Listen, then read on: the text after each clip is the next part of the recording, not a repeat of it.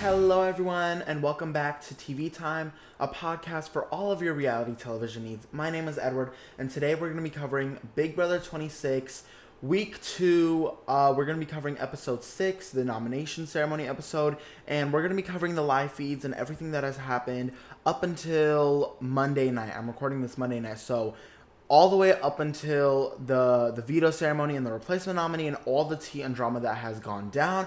We're going to be covering the live feed outages. We're going to be covering all the Angela shenanigans, all of it, okay? So let's get straight into it, all right? Now, I have my notes right here. So let's start out by recapping the nomination ceremony episode. This was the Sunday night episode, episode 6.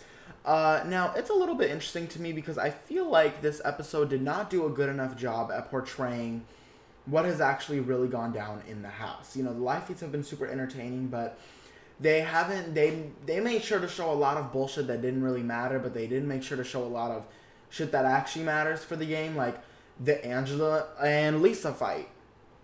Where did that go? At this point, that is like lost footage because it was cut from the feeds. It's been cut from the episodes. Every time someone wants to talk about it, cut. So I don't know what happened during that fight. Really, all that we know about this alleged Angela versus Lisa fight that happened is that Angela called Lisa Tinkerbell and told her to go spray her glitter somewhere or something. I just don't understand it. I don't understand why we're cutting stuff like this from the episodes because, like, first of all, spoiler alert, Angela or Lisa is going home. This week, most likely, unless a miracle happens, one of those two is going home. And the interviewers, I know Sharon Tharp is going to be on that. And I know we're going to get what we need. I know we're going to find out eventually what was said during the fight. So why not show the footage and be able to, you know, at least back it up with actual evidence and actually show what happened instead of letting these people run around and make pointless accusations. It's like taking away, when they took away flashback, it's like, oh, you know, we can't flashback to see what people said now, but now people are just making shit up and we can't hold people accountable for what was actually said. You know, and when they started to realize that, oh, we could actually record the live feeds and people are crazy enough to post the 24/7 feeds, now all of a sudden we're cutting feeds. Now all of a sudden all we're seeing is fish on feeds. I'm paying $15 a month for Paramount Plus to see some fucking fish on my screen for 8 hours a day. No, I'm not. So that's pissing me off, but we'll actually get into all that. So let's start out with the episode, all right? Now, let me take a sip of my water because this is a lot, okay? So episode 6 starts out with the recap. You know, Matt was evicted. Thank you, Jesus. You know, rest in peace or whatever. Matt was evicted, and Mackenzie, it's funny because we get the juxtaposition of Mackenzie sobbing her eyes out and then Angela, like, celebrating. She's chuckling. She's like, I did that. And she did. And it's just so funny. And the Facebook people are mad. They are raging. They really want this girl fired from her job. It's kind of crazy to me how, you know, Angela's really doing a great job of pissing these Facebook people off. And it's kind of great to see, honestly. They're talking about she needs to be removed from the game for bullying and harassment. Like, Lord, some people need a life. Anyways, for some reason, in the midst of all this, Lisa, because, mind you, Lisa, Leah, and Mackenzie were the ones who voted to keep Matt and evict Kenny. Lisa, for some reason, tries to lie about this. Now, granted, this is not a bad idea. Trying to lie and say that you were in the majority is usually not a bad idea, but when your name is Lisa Wintrub and you're hated by, like, a lot of the house, and a lot of the house knows your tea and know that you fucking voted to keep Matt, lying is kind of a bad idea because now it's just like, okay, now we know that you're capable of lying. Now you're lying to my face. It's just disrespectful. So she does try to lie about it, but she gets clocked very quickly by T-Core. She gets clocked by Chelsea. She gets clocked by everything that walks and breathes in that house. Lisa, we know you did not vote to keep Matt. Please. Okay? Now, this actually makes people further believe the notion that she has the power, because a lot of the people in that house seem to think that Lisa has the upgrade power, the deepfake HOH. Now, granted, they don't know that the power is a deepfake HOH, but they do think that she has it. Angela knows that Quinn has it. Chemo should know that Quinn has it because Quinn also told Chemo. But nobody else really seems to believe this. They seem to think Lisa has the power, and I think this is because Lisa just kind of Lisa's just Lisa, okay? Lisa is Lisa, and Lisa is someone who walks around like she does have the power, okay? When she won that veto, she was high on her horse, so it makes people think that she has the power. She acts very suspect. She does things that will make you believe that she has the power. And people now have started to stretch that and say that she's lying about a multitude of other things. Some people don't believe that she's being truthful about not having the power. Some people also don't believe that she's being truthful about being 33 or 34 or whatever, myself included. And some people also believe that she's not being truthful about her occupation, and they think she's like some kind of CIA agent instead of a chef because supposedly her food tastes bad. So Lisa is in some hot trouble. In actuality, Lisa is telling the truth. You know, Lisa's not lying. She is a chef. She is 34 miraculously, and she is not in possession of this power. But for some reason, everyone seems to have convinced themselves that this is the truth, and they are dying on this hill, okay? Now, because of this situation right now, where Lisa is actually lying about voting to keep Matt, it kind of makes her look a little bit more suspect, you know? So, T-Core was one of the people to clock the fact that Lisa, Leah, and Mackenzie were the votes for Matt to stay. And honestly, T-Core and Chemo are kind of starting to run this game. Okay, Chemo was my preseason winner pick. After week 1, I was like, is giving more so first juror. But now he's starting to pick it back up because him and T-Core are really like the people that are locking it down. The thing is, in this like first week and even in the second week, no one has really locked an alliance down. We don't have any like solid alliances going on, and usually by this time we'll have solid power structures, we'll have split houses, but we don't have anything. You know, we had the collective was a flop, you know, because Angela was just so chaotic. The Pentagon, I would say, is like the most kind of structured thing, but in reality it's really not, because that alliance has already been outed by Quinn, and Brooklyn also feels on the outs of that alliance, and now Chelsea is targeting Cam a little bit, so I would not say that the Pentagon is anything solid. Same with the 3 C's, Cam, Chelsea, Cedric, because again, Chelsea is suspect of Cam, so they're not really locked down together. I would say Mackenzie and Leah are pretty locked in, but you know, they're kind of teeter-tottering a little bit as well. I mean, they're pretty solid, but they don't really hold a lot of social capital in the game, whereas I do feel like Chemo and T-Core are now in a real big power position because they have a lot of social capital, a lot of people trust them, and they are really trustworthy of each other, and they have that trust element going on. So I really think if Chemo and T-Core can just lock it down, I know that Chemo, T-Core, and Quinn, I'm getting ahead of myself, but Chemo, T-Core, and Quinn also did form the Visionaries, an alliance of 3. I really think those 3 could really run the game if they expand a little bit, form like an onion layer alliance kind of, and get to working a little bit, because Chemo and T-Core now have that trust that nobody else really has. They just need to kind of lock it down and get to it, you know, start playing the game, please. But I really think those 2 could do some major damage, and honestly, my mind might have been somewhere with that Chemo winner pick, honestly. So let's move on.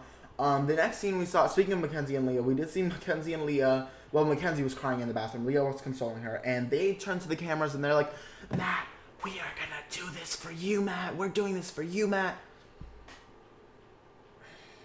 Leah, run. Leah, please run. Leah, I cannot. And also, Matt is reposting this picture of them doing this and talking about, this is what loyalty means. Look up loyalty. And I also show you this picture. I love these. I believe he said, I love these women. Not these women. These women. I love these women. But you know what? Honestly, I think Mackenzie and Leah are such a nice duo. I really, before the game started, you know, a lot of people were like, Mackenzie and Leah are either going to be the duo of the century or be the rivalry of the century. And they kind of, at first we thought, okay, Mackenzie doesn't really vibe with Leah like that. But now they're starting to get it together. And honestly, I would love to see them get some power and see what they're going to do with it. I do think that Leah doesn't necessarily have 100% loyalty to Mackenzie. I think that Leah is more so just kind of for everybody. She's kind of still scouting her options, but Mackenzie is more so locked in with Leah and some other people that we're going to discuss as soon as I learn not to get off topic. So the next thing in this episode was the HOH competition. Now the HOH competition was this really weird quiz style comp. It was basically, they were shown, it was kind of like a regular quiz style comp. You're shown a video and then you have to answer questions about it. Now, I love these types of competitions, and I really do think that this could have been a live HOH. I miss live HOHs, okay? I understand that if we have live HOHs, then the Sunday episodes are going to be a little bit boring because there's not much else to show in the Sunday episodes. I get that. But maybe we need to rework that another way because I miss my live HOHs, especially these quiz comps. It is so fun to see like the little countdown, that kind of music. And when it's edited, it's kind of like not as fun to watch. So I do kind of wish that this was a live HOH. But nonetheless, I do think that this is a weird ass competition. Okay, I don't understand this thing that Big Brother is doing with trying to cater to like children. Like what, or maybe they're trying to cater to like millennial like Disney adults, but like I just don't understand it. Like this is not like, this is a complex show about social strategy and lying and backstabbing. Why am I watching fucking animals do stupid ass shit? And I wonder how much they had to pay to get the rights to each of those videos because they're not all like by CBS. I'm pretty sure I've seen some of these videos online. I think I've seen the dolphin one at least. I wonder how much they had to pay to get these videos, the rights to these videos. And it's like, you could have allocated this money elsewhere. We could have done literally anything else with this competition, but for some reason they chose to do this. I think they think this is like a cool trend. I can tell that the production team at CBS is maybe not age diverse enough because maybe, you know, like we're not watching this. Like, we're not watching this shit. I don't know. I didn't really like what the HOH competition was super about. I didn't like the whole animal dumbass video aspect of it. But I am a hater at heart, so that's just my opinion. Now, nonetheless, with this competition, we do have, and I do have the little graphic over here. So it was basically like they were showing it on an iPhone, I guess, and each video was about like 4 seconds. They had like an emoji. Sometimes they had like a caption that they were quizzed on. Sometimes they were quizzed on what was in the video. So I think those elements were cool. The questions that they asked were pretty like fair, were pretty nice. Like this one, for example, that I have on the screen, I think one of the questions was like, did this caption say silly goose? And it was silly goofy. So I'm like, okay, like I like the aspect of like videos pay attention to it, but I don't know. I just feel like we could have done something different. I don't know. I just wasn't really vibing with it. And it kind of gets to me how none of the house guests were really vibing with it. Like, we got like 3 chuckles out of this HOH competition, okay? No one really gave a fuck. No one gave a fuck, okay? Now, in the HOH competition, we had T-Core, Leah, and Chelsea as the final 3. And this is a bomb-ass final 3. Okay, now, if this was a live competition and I saw these 3 girls as the final 3 live, I would have been jumping. But nonetheless, I was really happy to see the 3 of them be the final 3. And it really goes to show that this season, so far, the competitions have all been very equitable. And I love that. We get more, we get more equitable results. We get more interesting results. We get more interesting weeks that come out of equitable competitions. And I really love to see 3 bomb-ass women as the final 3. So Chelsea does end up winning this competition. And I do feel bad for Leah because poor Leah has been getting like 3rd place in every single competition. Okay, she technically got 2nd in the upgrade one by what, like less than 10 seconds. She got 2nd in the first HOH and she technically got 2nd here as well. So Leah keeps getting so close to power, but she doesn't quite get it. Now, I do think that this could be a good thing and a bad thing for her. I think if she were to get the power, it would not be super good because Leah right now is in a fairly good position.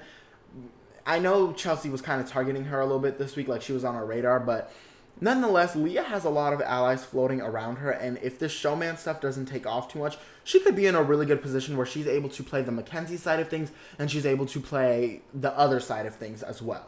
I fear that if she were to get HOH, she would have to make decisions that would show sides too much, and there's not really anyone that Leah is like really targeting right now, so I don't think that it would have been the best for her to win this HOH. Now, she could have gone after like Kenny and Lisa, but you know, I'm not sure that it's the best thing for her right now to get power. But it's also making people think like, okay, well, Leah's a good competitor, let me get her on my side. But it could also mean like, oh, well, Leah's a good competitor, let's maybe, you know, get her out of here. So I'm interested to see how this will develop for her game. I'm interested to see if this pattern will continue. Maybe, well, she didn't play in the veto competition. Maybe next HOH she'll also get 2nd place. We'll see. But clearly Leah can compete. You know, Leah is not a bad competitor at all. She's done fairly well in the competition so far. So hopefully at one point she does get this power position, and we'll see what she does with it, okay? Now, we also got a Tucker versus Lisa segment, which I live for. I've been waiting for. Tucker really hates the fuck out of Lisa, and honestly, I do not blame that man at all, because if this bitch were to come over here putting oil on my pillow, sprinkling glitter on my food, that glitter would have been gone. I would have been like Jen Johnson getting rid of Dick's cigarettes. That glitter would have been gone, okay? In fact, I probably would have been nasty with it. I would have gotten that glitter and sprinkled it all over her bed or something, and then made her think that someone else did it. I don't know. That's just me, though. But anyways, we also got a whole lot of stuff that doesn't really matter in this episode, okay? We got this segment with Chemo and Chelsea talking about religion and, like, gay-isness. Okay, I have my thoughts on this, okay? So, first of all, we're putting this segment on the show over, like, the Angela and Lisa fight. Are you kidding me? Like, we have more important things to be talking about, bruh. And also, I'm just not, like... I'm not keen on, like, religion being such a big part of Big Brother right now. I know there was a lot of... Julie Chen posted a photo of her... Oh, I should have put that in my slideshow. Hold on, let me pull it up. Julie Chen posted a photo of her wearing this hoodie. Hold on. It said, "Jesus is my HOH" on it, okay? She posted a picture of herself wearing that. Now, let me see if I can find it, okay? But nonetheless, it caused a bit of a stir, because I think that... Julie Chen has kind of been... hold on, I need to find this picture, okay? Because this hoodie was kind of crazy. Alright, I found it. Hold on. Okay. Alright. Here's the picture of Julie and her hoodie. I'm sorry if you're watching this on... Or if you're listening to this on Spotify, but if you're watching this on YouTube, here is the picture. Okay, I have it on my phone. It's a picture of her with this hoodie that says, "Jesus is my HOH." And I believe the caption of that post was... it was something about God 101, but nonetheless, this has been a hot topic because essentially, okay, so for those that don't know, Julie is very religious now. She didn't really used to be like this, but there were allegations made that were true over her husband, Les Moonves, I believe, who was the head of CBS, or was the head of CBS, and he got into scandals about having employees on call to perform oral sex on him. Now, obviously, when this came out, it was a big thing, and Julie, I think, kind of turned to religion for that. Now, I know some people are like, she's kind of turning to religion as like a scapegoat and kind of doing this. It could be that, or it could just be, a woman who has a bitch of a husband and, has turned to faith, which is completely valid. I think Julie Chen is completely valid in her faith. Girl, believe in God. Like, yes, you better be Christian, like, work. But I just don't necessarily vibe with that being on the show too much. Like, for example, when Julie tells people that they're children of God, or when Julie, the other day when Matt made his speech and Julie said, "That sounded biblical." That is so unprofessional. Like, I'm sorry, is no one gonna clock her for this? I don't like having that on my show. I don't like it. I think it's kind of unfair because I think a host should remain completely impartial and shouldn't show those types of things, because then what if someone said, "Oh, well, Julie would like this biblical stuff. Let me align with the biblical people," or they could use it as part of their strategy, and I just don't really vibe with that. I think Julie needs to cut that shit the fuck out. I also think, low-key, I think her having a podcast where she only invites the Christian house guests on and she talks about God and stuff, technically she's allowed to do that. That's completely fine. You do whatever you want with your podcast, but do I think as a host of a show, inviting only your Christian contestants on to a podcast about the game is a little unprofessional and a little trifling? Yeah, I do kind of think that. Do I wish that Julie were to be replaced? Maybe. I don't know. I'm not, crazy mad about Julie, but I do wish that she would tone that shit the fuck down a little bit. The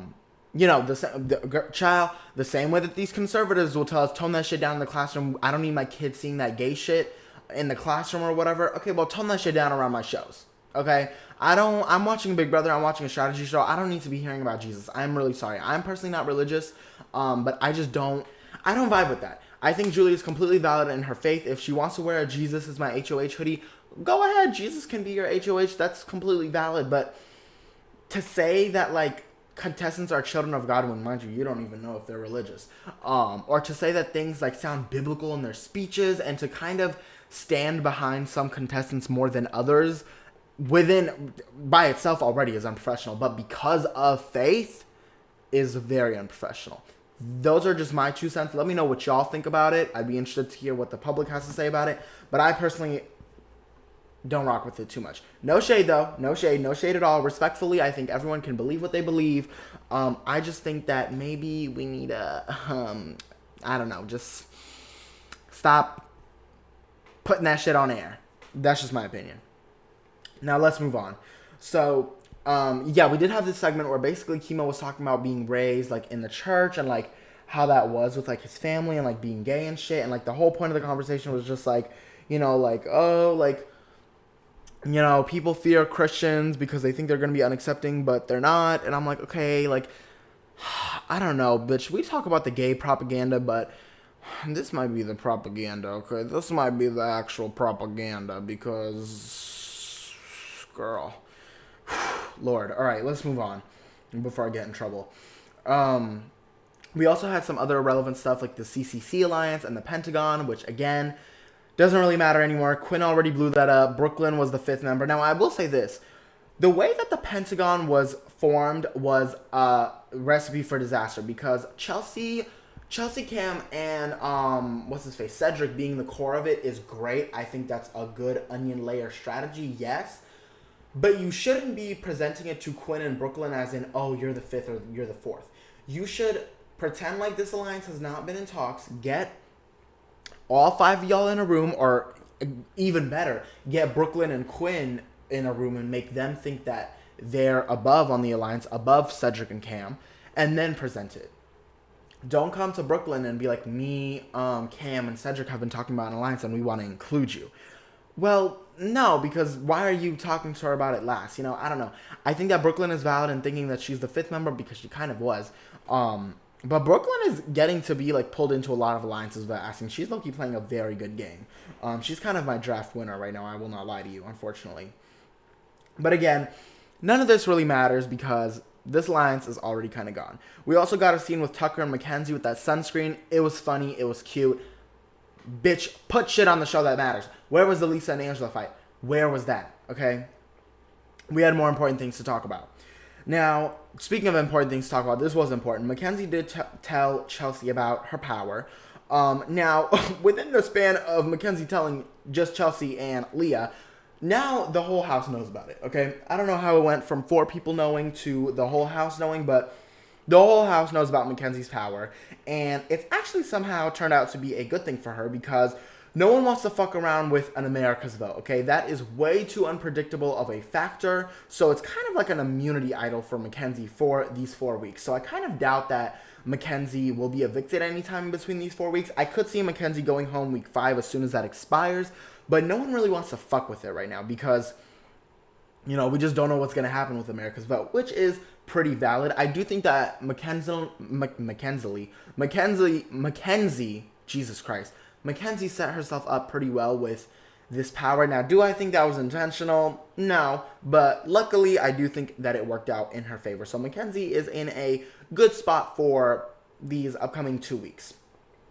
Now, I will say, I almost forgot, I had this in my notes. Angela, I thought for a second Angela forgot that Quinn had the power because I don't know why she hasn't told anybody, but just recently on the feed, she did discuss using that to her advantage. So we will see what happens with that. Next episode, maybe we'll discuss that and Quinn's power, but Quinn is definitely playing his power a lot better. A lot of people think Lisa has it. Oh, Jesus. A lot of people think Lisa has it. So good for Quinn, okay? Now, for some reason, also, the episode did not show Quinn telling Kimo about it. I don't know if they're waiting for someone to blab or something, but the editors, I'm not going to dog on them too much because I understand the editors have a really hard job. It is really hard to edit a whole Paramount Plus show within, 2 days? You have 2 days to edit this footage, not even, sometimes 1 day. I get that, but, I don't know. I'm disappointed still. Now, then we get on to the nom ceremony pretty much, and the nominations are Kenny, Angela, and Lisa. And first of all, when Lisa was nominated, Tucker let out this big ass fucking smile, and I'm like, Tucker, you are not shit. That really cracked me up. I cannot. Tucker, this man has a hatred for that girl, and I honestly, I live for it. I really, really do live for it. But nonetheless, those are the nominations. I do think these are pretty good noms for Chelsea. You know, Kenny volunteered with his bitch ass. Angela essentially said it was okay. And Lisa was her target. Lisa, you know, everyone doesn't really vibe with Lisa. So these are pretty safe nominations. Now, Kenny did win the veto, so we will discuss that once we get into the live feeds. But overall, I think Chelsea's doing a pretty good job with her HOH, with these nominations and all of that. Now, that was the end of this episode. So the episode ended with everyone like discussing their strategy. Kenny all of a sudden pretending to be in the game and be like, I'm gonna win this power veto, bitch, bye. And I think the episode was pretty fair. I do think that the Sunday episodes are by far the weakest of the 3 episodes per week, and I do think they could have done a better job at editing it to a point where they included a lot of more relevant information, but nonetheless, it was fine. The HOH competition was okay.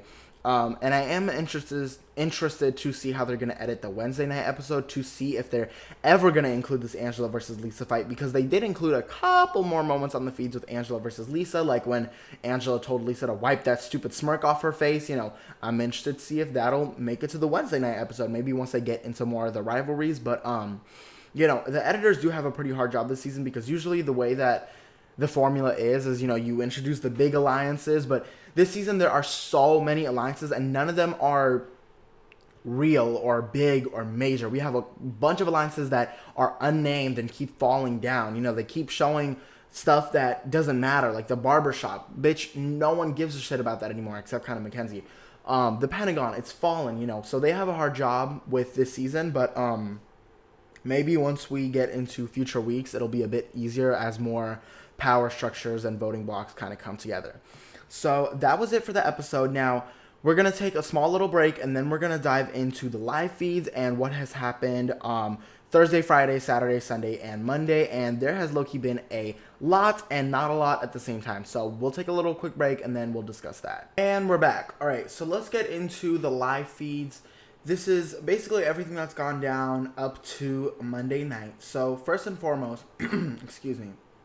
First and foremost, we did have the veto competition, unfortunately, and we don't exactly know what the veto competition was, but we do know that Kenny was the winner. Now, I'm a little confused because I could have sworn just a couple of days ago it was, oh, you know, send me home. Like, I don't care. I have a wife and kids. Like, send me home. Like, this and that. Like, he wanted to quit. Now you win veto, and now that he's won the veto, he's on his high horse. Now all of a sudden, when you have power in the game, it's fun. Now all of a sudden, you don't want to quit. Now you want to play.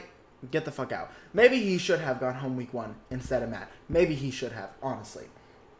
Now, the replacement nominee is Tucker, but basically Tucker did volunteer because Tucker, again, hates the fuck out of Lisa and wants to be the one that's sitting next to her when she goes home or something.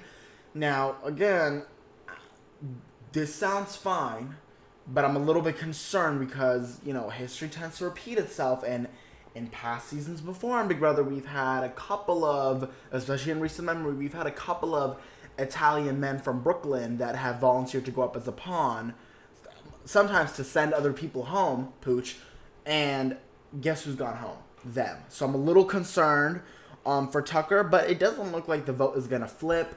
You know, maybe Tucker not being a misogynist is what's breaking that cycle. He did say he wants to break curses. He was the first one, and he said he wanted to break that curse. So maybe he'll break the Italian man from Brooklyn going up as a pawn curse in week 2 or 3 or whatever. We don't know. It does look like it's going to be either Angela or Lisa going home, so we'll see. But there's still time. The night is still young. Now, there was also a little women's alliance that was formed that really got together the other day, and this is Brooklyn, Chelsea, Mackenzie, Leah, Rubina. They are leaving Angela and Lisa out of it, obviously, but they're also leaving T-Core and who else? 1, 2, 3, 4, 5. They're leaving Angela and Lisa out of it. That's 7. And then T-Core. Okay, that's 8. So they are also, for some reason, leaving T-Core out of it. I don't really know why, but then again, I think this is a good idea, low-key, because women's alliances have never really been successful in Big Brother, but the key to a women's alliance is it cannot include every woman. Women's alliances have to include the right set of women, and not every single one, and they all have to keep their mouths shut about it. I think this is a pretty good group. Brooklyn, Chelsea, Mackenzie, Leah, Rubina. With Mackenzie and Leah being in there, that's kind of messy. That could get messy real quick. So I'm not sure if these people are gonna stick together, especially Brooklyn. I don't know. But we'll see. I am kind of rooting for them, except Brooklyn. She's on my watch list. Now, we have to discuss the feeds going out. So, over the past couple of days, especially 2 days ago, the feeds have been cutting a lot. Skippy has been doing his job a lot. And now, granted, we have no idea why. Okay, this is the problem with cutting feeds, is they do seem to cut feeds a lot, but they especially seem to cut feeds whenever Angela is speaking or whenever somebody is talking about Angela or a situation about Angela. We don't know why. But when you do this shit without explanation, when you cut feeds like this, it makes us assume bad things. Reality TV takes advantage of their contestants, okay? Reality TV, you go on Survivor and you're giving up your rights to how you're seen as a human being. Because they could edit you however way they want to, and the power of editing is real. If they want to make you look like a dumbass bitch, they could. If they want to make you look like a hero, they could. Not saying they always do, but they could. Big Brother is technically the best show in terms of that because you have the live feeds. But when you get rid of that, it opens up the door for so many accusations. Now, some people seem to think that it's because Angela had a moment where she called out, and I believe she said this to Quinn, but it obviously spread because Quinn blabs. She pointed out Cedric, Cam, Chelsea, and T-Core being outside talking and was like, they're in alliance, da-da-da-da. And some people seem to think that this was like racially motivated because they are all black house guests.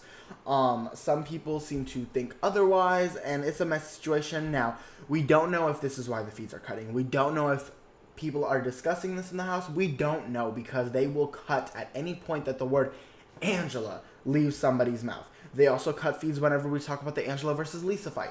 We don't know what happened there. We don't know, and we probably won't ever get the full story because they keep cutting the feeds, and the feeds are our only way to get an unbiased point of view. Now, let's talk about this situation, okay? So, this is a pretty controversial situation because, some people say, okay, well, Cedric, Cam, and Chelsea are in an alliance, so, Angela was right in clocking that, and some people think that, okay, not this being a Kyle Cookout 2.0 situation. Now, this is messy, and again, without feeds, we won't know what happens. We don't even know if they're cutting feeds to try to protect Angela from maybe like a Kyle treatment again. We don't know what's going on, okay? Because they keep cutting the fucking feeds. One day they were out for 8 hours, which is crazy. That's like a third of that's like half of the time that they're awake. Like, this is crazy. I don't pay $15 a month for this. Now, in terms of let's talk about the Cedric, Cam, Chelsea, T-Core situation first. So, in terms of that, Angela is right in saying that Cedric, Cam, and Chelsea are an alliance. They were tight. They do spend a lot of time together. She's right in clocking that. She's also right in clocking the fact that Chelsea's in a super good position. But, the T-Core's not really part of that group. So that's a little suspect. Now, granted, I do also think that Angela is a paranoid ass bitch. Okay, Angela will call out anything and everything, and she will do the most, no matter what. So, her calling out a group that is constantly together, being an alliance, makes sense because she's paranoid, whatever. And it is kind of a reasonable assumption, I guess, but it is a little bit like, okay, well, T-Core's not even really in that group, so you're not really clocking it as much as you think you're clocking it, and it was a little bit, strange. So I do maybe think it could be, some, hidden, biases or something. But then again, Angela's not completely off with the 3 C's being together. But it's just a situation that's hard to talk about because, girl, we don't know what to say. We don't know the full story. We don't even know what Angela's thinking, really. We don't know what the other house guests are thinking because they keep fucking cutting the feeds. I don't know why they're doing this because eventually we will have them come out and we will have them give interviews to people and we will have 15 different point of views and we don't know which one is really correct or which one to piece together because we don't have the fucking feeds to feed off of. It's annoying, it's frustrating, and part of me is like, well, damn, maybe Angela needs to go home because I need these feeds to be turned on. But really, it's the feeds being the problem, and I'm just so annoyed with that. So I really hope they cut that shit the fuck out. I don't know what's going on. I don't know. I do think a part of it is probably having to do with the fan base being trifling ass bitches. Some of y'all need to stop doing the most and realize that these house guests are people. Maybe let's stop going onto their job postings and reporting them and like leaving 1-star reviews under their jobs. Maybe that has something to do with it. But either way, something has got to change, okay? Do I think it's time for Big Brother to be handed over to Peacock or another network?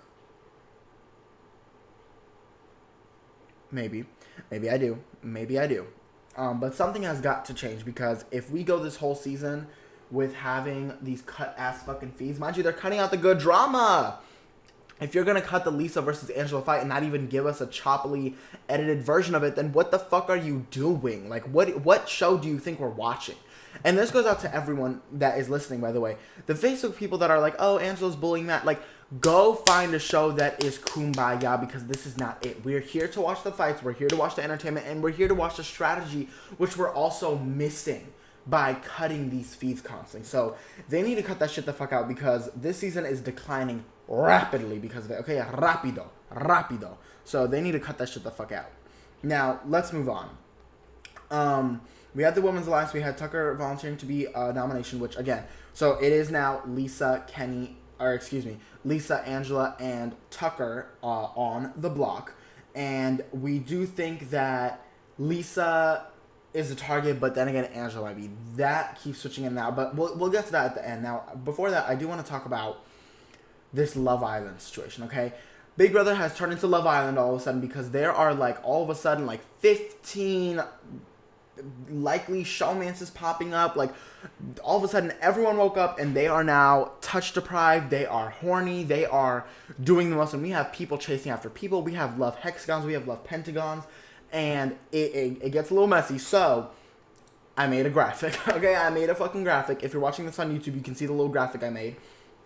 But let's look at this, because it's really messy. And honestly, this graphic already needs to be updated a little bit. That's how fast it's changing. But essentially, there's a lot of hormones going around the Big Brother house. Everyone is attracted to each other. Like, some people are not attracted to the other people. So let's discuss it. So first and foremost, I did put Matt and Mackenzie in the corner. Now, the green arrows represent a strong liking, and the yellows represent kind of a, you know. So Matt obviously was into Mackenzie. Mackenzie, I'm not sure how much he's really reciprocating now, but we'll see. Now, let's get into the main love. 1, 2, 3, 4, 5, 6, 7. Let's get into the main love. What's a pentagon that has 7 sides? Shit. Not a decagon. Fuck, what is it? Not a hexagon. Fuck. Not a nonagon. Not an octagon. I'm thinking of every single shape except for the number 7. What is it? Polygon with 7 sides. Oh my god, I'm fucking blanking. Help. A heptagon. Bitch. Let's look at this love heptagon, okay? Which low-key might need to be a love hexagon, because Chelsea, I'm not sure how accurate that one is. So let's start from the bottom. We have Quinn, who really likes Leah. Whether he wants to admit it or not, Quinn is very, like, feeling Leah out. Leah is not really reciprocating that same romantic feeling towards Quinn. Then we have Cam, who really likes Leah. Cam has been super weird recently, is making it very obvious that he is into Leah. Y'all, literally this morning, Cam said he had a dream about Leah, and he said, in my dream, we got freaky. Oh my god, girl, what? That is so weird. Why are you telling this woman that you had a freaky dream about her less than 14 days into the game? Oh my god. Like, Jesus Christ, do we not have decorum? Do we not have class? Like, what's going on? That really got me good, but Cam is really feeling Leah. Leah's kind of feeling Cam in the sense of like, oh, you know, he's cute, but like, she clearly doesn't feel him in the sense of how Cam feels about her. Now, who Leah is openly having a crush on is Tucker. Leah is going around to every single woman in this house, every single man, woman, plant, object, floor space, couch, cushion, chair, and telling them that she has a crush on Tucker and she wants advice on how to approach that. Now, first of all, Leah, what happened to being a chubby chaser? But also, I feel you. I feel you, sister. You are valid in that crush, absolutely. But Leah's really feeling Tucker now. Tucker is not quite feeling the same towards Leah, because Tucker has said multiple times that all of his exes have been black and Latina. Okay, Tucker.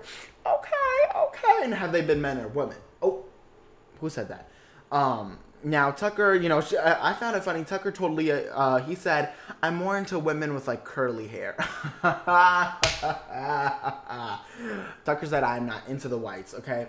But Leah is feeling him. Now, Chelsea also did make a couple of comments about feeling Tucker out, but I don't really think that's a thing anymore, so we can kind of take her out of this graphic. But, for a second, Chelsea kind of was.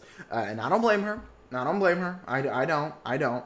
But Chelsea has also kind of been the main one that's like, oh, these people are touch deprived. Like, they need to get it together because it's only 14 days into this game, Oh my goodness, my bangs are doing the most. Please help. Okay.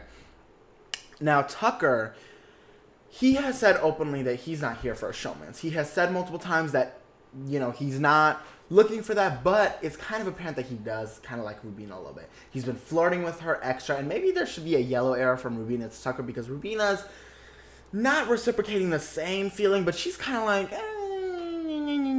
but not really, to be honest. Now, Tucker, though, does kind of like Rubina. Tucker has a weird way of wording it. He's like, I'm not here for a showmance. Now, if it was outside of the house, yeah, that might be a little bit different, but, I'm not here for a showmance. Well, if things would be different outside of the house, then that means that you kind of like her. And he's made multiple comments to her, like, oh, we could be a showmance. Like, we could be the power couple. They would enjoy it. America would enjoy it.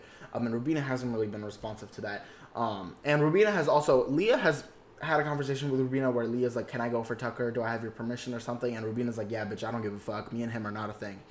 But Tucker is kind of feeling Rubina out a little bit. Now, Tucker previously was also kind of feeling T-Core out a little bit, but I think we can get rid of that as well because T-Core has a man, and I think Tucker has realized that. But would I be here for Tucker and Rubina? Honestly, yeah. We haven't had a showmance with people in their 30s in a while. A hag showmance, I'd be down for it. I think the last time we had a showmance with people in their 30s was, Shelly and Clay. I think Shelly was 30 years old or something, but that doesn't really count because they both weren't in their 30s. I don't remember the last time we had a showmance with people in their 30s. I really, really don't. I really, really don't. So I would be so down for, actually no, I would not be down for Tucker and Rubina because I feel like that would ruin their games pretty quickly, and I need both of them to do well, and also I need Tucker for myself. So Rubina, I hope you know how to fight a little bit.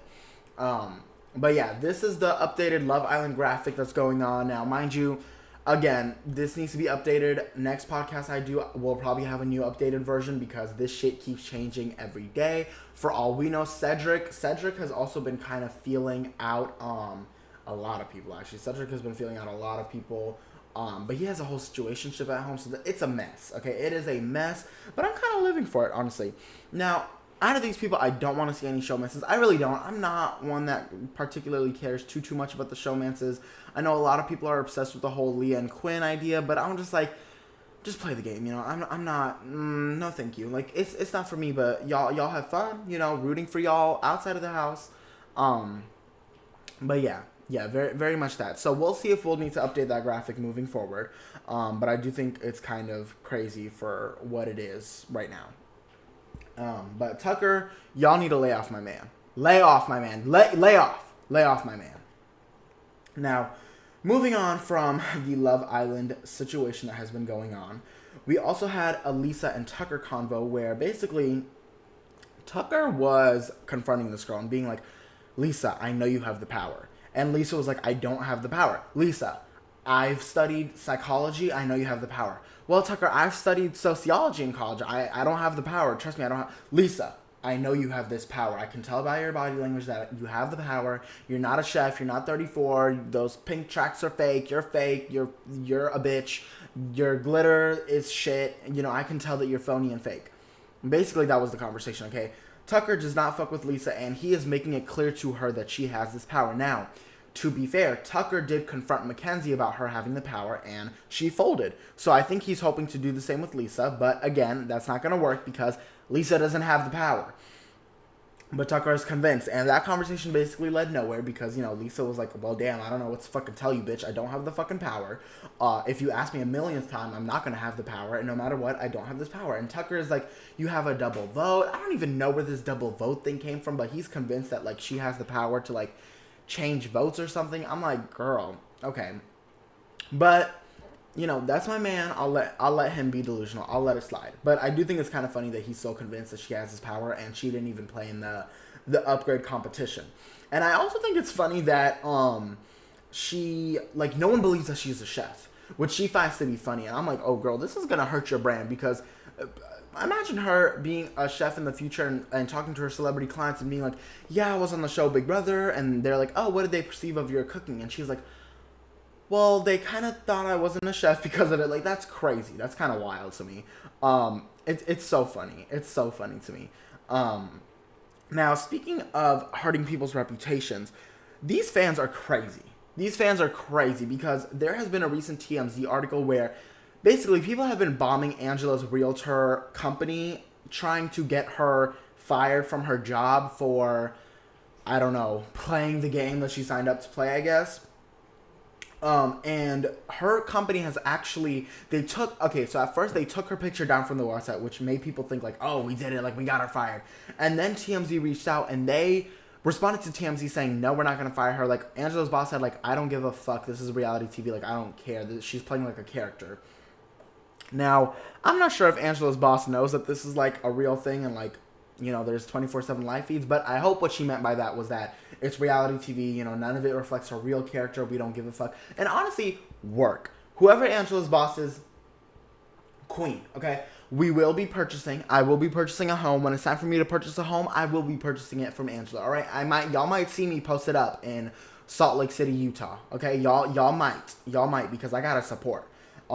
So I love that. And honestly, like if you're going to Angela's business and you're reviewing her and saying that she needs to be fired for bullying Matt, then you really need to go outside and touch a blade of grass and then touch the one next to it and a couple of others next to that as well, because you need some outside time.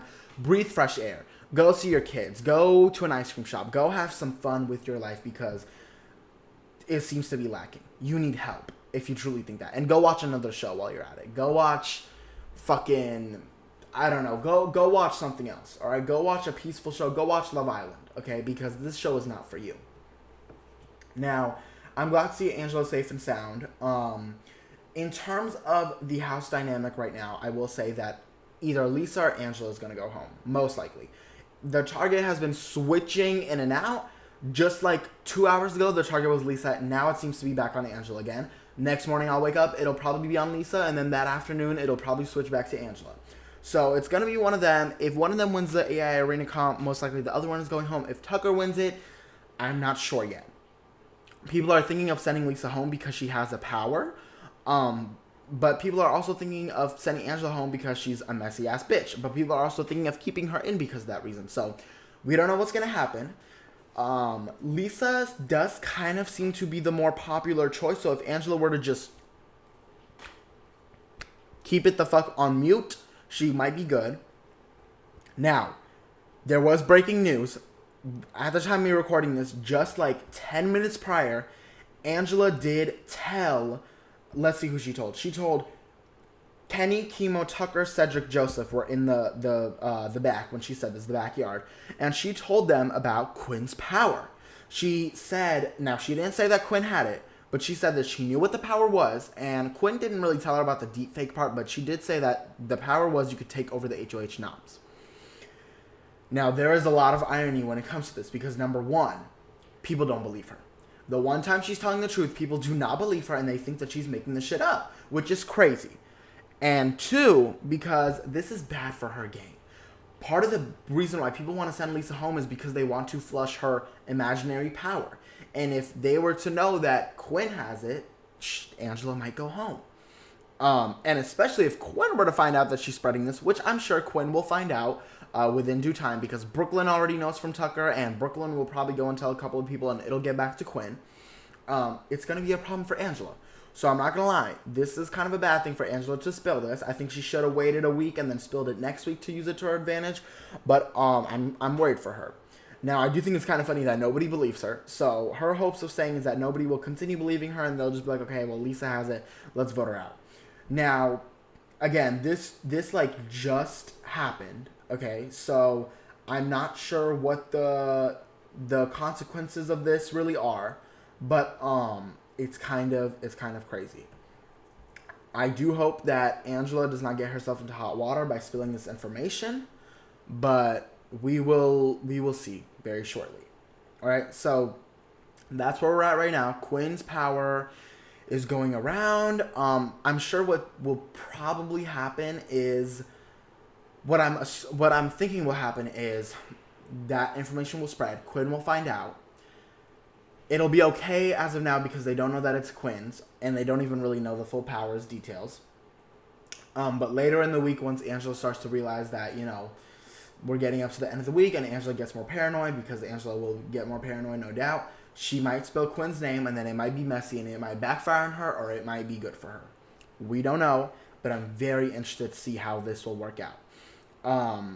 Next time, most likely my next podcast will be, I'm aiming for 2 a week. I'm aiming for a midweek update on Monday, and then an end week update on after Thursday's episode. So probably I'll post it Friday. So next time I hope to catch y'all on Thursday or Friday. We'll see. But we'll really see what happens, because it could be a big fat mess. I really do hope. I'm very sad with the nominations because I don't want Lisa, Tucker, or Angela to go home. I really love all three of them. They all bring such a big mess. They're the three messiest people. Kenny could have walked his ass out the door, but that's not going to happen. So out of the three, I guess Lisa can go, because I'm not having Angela or Tucker leave. I'm so sorry, but Lisa, you can go. And, my bracketology, my brackets that I've made, Lisa is my second boot, so she can go, so I can get those draft points, okay? I'm sorry, Lisa, but it's got to happen, all right? So before we end this episode, let's just quickly go through the 15 remaining house guests, and I'm going to give my quick thoughts on them and how they are in the game and how I think that they are going to do, okay? Starting out, Angela. Angela's in a tough situation. It will be a miracle for Angela to make it past pre-jury. It will be a miracle. But who knows? If she is kept this week, she could float her way kind of to the end, kind of be let's keep her around. No one's going to vote for her. Maybe that. Maybe Taylor Hale tease. I don't know. But I'm praying for Angela because it's looking not too good for her. She will most likely be on the block again if she were to stay. But I do love her. She's my favorite one. Quinn, I think, is in a really good position. Quinn is in so many alliances. Quinn is getting locked down with a lot of people. But Quinn is also kind of sacrificing a couple of relationships. He's not really working on... He's kind of I don't know if thinking with his dick is a good way to say it, because he is focusing on Leah a little bit too much. But he should kind of also maintain those relationships with the Pentagon and stuff. And he needs to have more one-on-one relationships. But as of right now, I think Quinn is in really good standing. I do see Quinn at the end, possibly a 6th place. Honestly, I really do. Leah's in a pretty good spot. She's in a bit of a dangerous spot with Mackenzie. If certain people win, she might be in trouble. But if other certain people win, she'll be in clear standing. Her strategy of flirting with the guys, welcome back, Poverty Shallow. It's working very well. She has Cam, what's his face? Quinn. I literally just said his name. Cam, Quinn, wrapped around her finger. She might have Cedric too. She's making the rounds, and she's doing it. She might have Tucker too. We don't know. I do think Leah is going to make it far. I do think she's going to make it to a cute 3rd place, honestly. I really do. Now, Tucker, I love Tucker, my messy, messy man. I do hope he does not leave soon, and he seems to be in a pretty good spot, but he's kind of making very dumb decisions recently. He's opening his mouth way too much about Lisa. He's opening his mouth way too much about information that only he knows. He's doing way too much, and he's also doing too much with the showman's thing with Rubina, so I'm scared for him. He's, every day, more and more, he's sacrificing his position more and more. Kenny...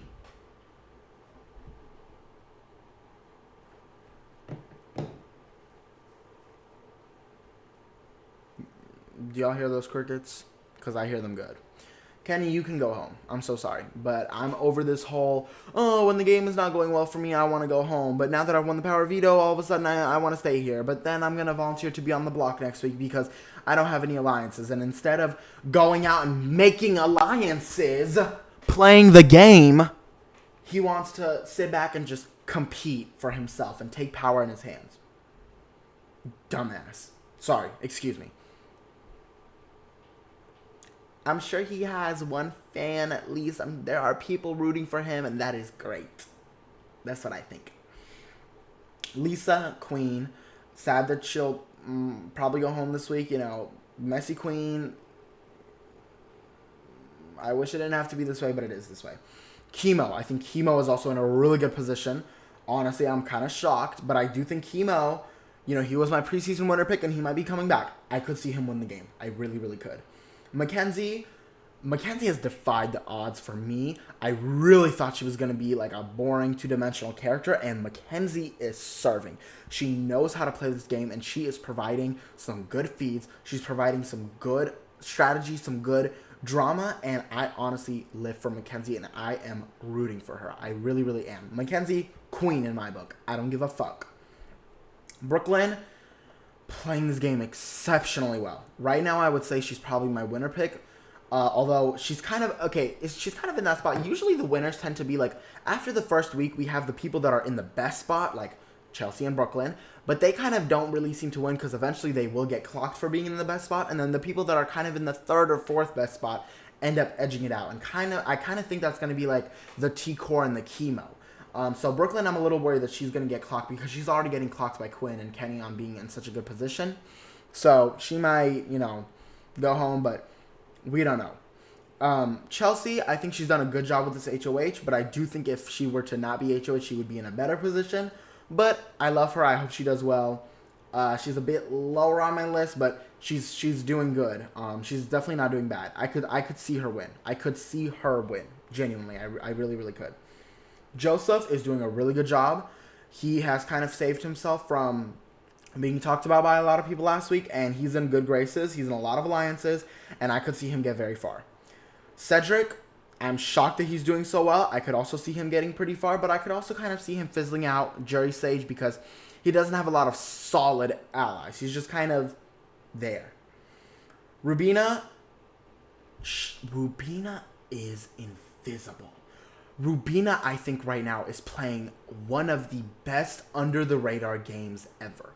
And do I think she's doing it intentionally? No. But is she doing it? Yes. She's playing like a Victoria Beaumont now. She's more of like an innocent version of Victoria Beaumont from Survivor. But she is so under the radar. Like, Rubina is so stealth that sometimes I forget that she's in the house. I'll be recounting all the house guests and I'll forget about Rubina. Now, the downside is that she's not in a lot of solid alliances, but she's still within some power structures. And I could genuinely see her getting far in the game because nobody is talking about Rubina. I think I've heard all the other 14 names get brought up by everyone. I've heard all 14 of their names, but I've yet to hear anyone really mention Rubina as a target. I really, really haven't. No one is clocking her. Her being 4'9", baby, she's under the radar. Okay, she's 4'9", under the radar.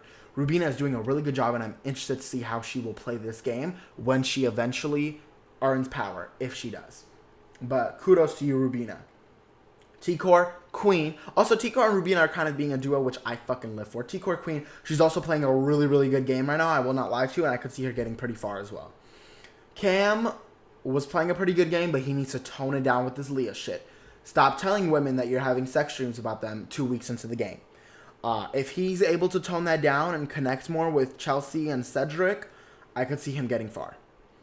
And I believe that is everyone. Who did I miss? 1, 2, 3, 4, 5, 6, 7, 8, 9. Did I get everyone? 10, 11, 12, 13, 14, 15? Yep, I sure did. So, let me tell y'all, actually. So, I have this app called Bracketology. Y'all should get on it, by the way, if you're not. It's basically like fantasy football, but for reality TV. And one of the types of brackets that you can have in there, by the way, I'm rank 46 right now out of 4,000. How many? I'm ranked 46 out of 4,700. Kind of ate that. Thank you. But there is like a first impression bracket where you kind of pick how the whole season is going to play out. So these are my predictions for how the rest of the season is going to pan out. Now, mind you, I'm not going to lie. I did make these predictions 2 days ago. As of right now, I would change them. But these were my predictions 2 days ago. I locked them in. So this is how I think the rest of the season is going to go. I said second boot is going to be Lisa. Now, mind you, if I were to say it right now, I'd probably switch it to be Angela. I said the third boot was gonna be, or excuse me, I said the second boot was gonna be Angela, and I would switch it to Lisa right now. I said the third boot was gonna be Angela most likely. Fourth boot, I believe I put. Who did I put? Ugh, this is in such an awkward order because it's telling me who I kept instead of who I said was going to leave. So this is kind of interesting. Who did I put for fourth boot? Jesus Christ. It wasn't Mackenzie. Oh my goodness. I said Kenny. Kenny was probably going to be the fourth boot because I think he's going to run out of, the whole, no allies thing. I think that's going to come back to bite him. I do think Kenny might probably be either a very early jury or late pre-jury just because you can't really get too far without having solid alliances. At some point, somebody will come into power and want to make the safe move by getting rid of Kenny. And I said the last pre-juror was going to be Mackenzie. I think once her power runs out, it's kind of going to be hard for her to navigate that. And who knows? But I kind of get like third juror vibes from Mackenzie. Now, this is assuming that we have a 7-person jury. If we pull that shit again from last season with the 7-person, or excuse me, this is assuming we have a 9-person jury. If we pull that shit again from last season with the 7-person jury, I don't know. But I could see Mackenzie being like a third juror as well. First, I get either last pre-juror, first juror, or third juror from her. I'm not going to lie to you. But I'm not confident on her making it too far. I did say that the first juror might be Cedric. I think Cedric needs to make some core alliances before he kind of gets shunned out. I said second juror is going to be Chemo, though now, I'm not going to lie, I might put him in the winner position. I might say Chemo is my winner pick. I might. I really might. I said the third juror was going to be... Who the fuck did I say? I think I said Rubina. Yep, I said Rubina.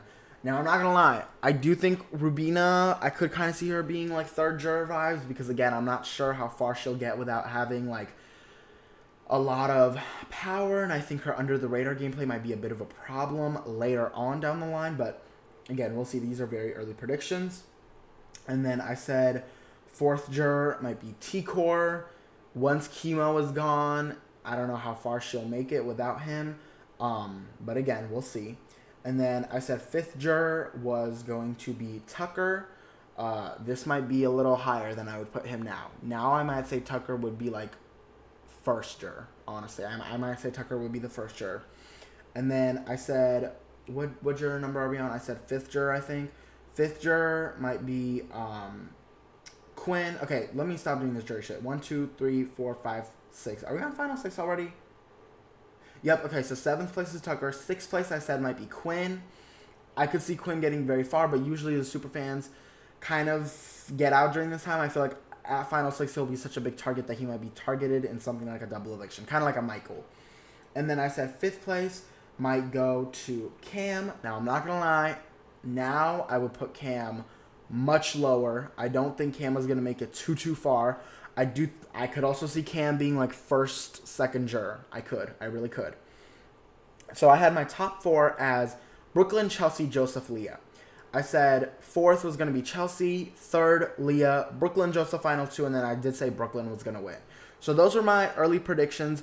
I think Brooklyn, Joseph, Chelsea, Leah as a final 4 is a pretty solid final 4. Not too sure about Leah, but Brooklyn, Chelsea, Joseph are in a really, really good position. I could see Leah making her way up there. And again, I think it might be hard for Brooklyn getting clocked with her game so early, but those were my early predictions. I hope that they're not true because I'm not going to lie, I do not want to really see Brooklyn win. No shade. But we will see. Let me know what y'all's early predictions are, who y'all think is going to win the season. I'm very interested to see.